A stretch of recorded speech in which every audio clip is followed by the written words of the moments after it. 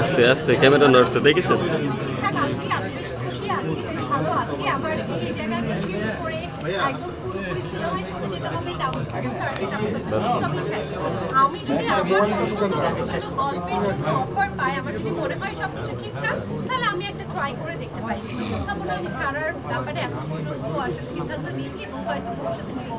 অনেকে আছেন তো দুইটা কাজ একসাথেই করেন, তা আপনি চেষ্টা করছেন না। আচ্ছা, দুটো কাজ একসাথে করলে ফোকাস হারিয়ে যায় আমার কাছে মনে হয়। দেখুন, আমি একজন উপস্থাপক, যখন একজন চিত্রনায়িকা আসেন মোবাইলটা তখন কিন্তু ওনাকে সেভাবে ওয়েলকামটা করছি, কিন্তু আমি যখন নিজে একজন চিত্রনায়িকা বনে যাচ্ছি তখন আরেকজন চিত্রনায়িকাকে ওয়েলকাম করতেও কিন্তু দেখা যাচ্ছে আমার খানিকটা মনে হবে কি বলবো তাকে, সে আমার সহকর্মী, তার সাথে কাজ হবে সামনে, তো অনেকগুলো ব্যাপার হয়ে ওঠে। উপস্থাপনার যে জায়গাটা, সেখানে শুধু উপস্থাপনাটাই মাথায় রাখা উচিত, সবগুলো মাথায় নিলে কোনো একটাও হবে না।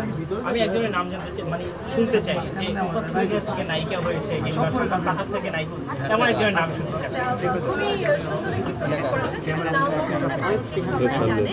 তো এই নিয়ে আর কিছু বলতে চাচ্ছি না। আসলে বাংলাদেশে অনেকেই আছে যারা উপস্থাপনা থেকে পরবর্তীতে সিনেমায় এসেছে, নাটক করছে, অভিনয় করছে, অনেকে অনেক জনপ্রিয় হয়েছে, অনেকে ছোটখাটো কাজ এখনো করছে। এরকম অনেক মানুষ আছে যারা উপস্থাপনাও করছে, এর পাশাপাশি অভিনয়ও করছে বা উপস্থাপনা থেকে অভিনয় এসেছে, এরকম মানুষের সংখ্যা আছে অনেক আছে। কিন্তু আপনি নামটা কেন বলছেন? কেন বলতে পারবো না, মৌসুমী মৌ আপু আছে, একটু রাকেশ ভাইয়া আছে, এরকম অসংখ্য মানুষ আছে যারা উপস্থাপনা থেকে বর্তমানে অভিনয় এসেছে।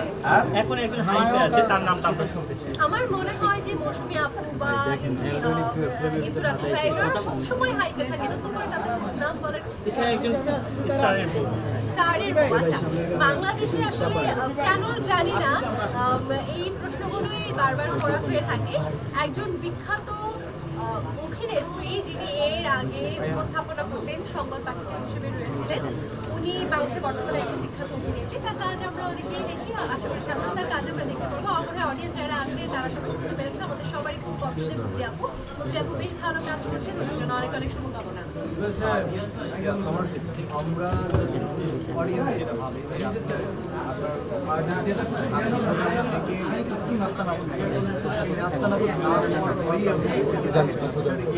না, মোটেও এরকম না। দেখুন, আমার যদি কোনো কিছু খারাপ লেগে থাকে কারণ, বা আসলে কোনো কিছু নিয়ে যদি কোনো সমালোচনা সৃষ্টি হয়, বা আমার কোনো কিছু নিয়ে যদি 10টা প্রশ্ন আপনারা তৈরি করতে পারেন, তার জন্য যে আমাকে অভিনয়ে যেতে হবে এমন কোনো কথা না। আপনারা এখানে আমাকে সেই প্রশ্নগুলো করতে পারেন।